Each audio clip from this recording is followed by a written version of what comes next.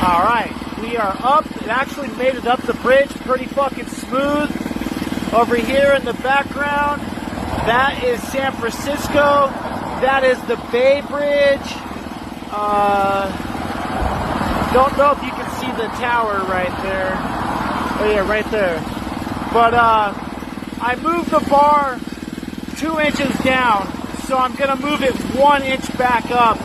I feel like my alignment isn't very good on the back. I mean, it's suitable, but when I get over to Richmond, I'll spend a couple minutes and move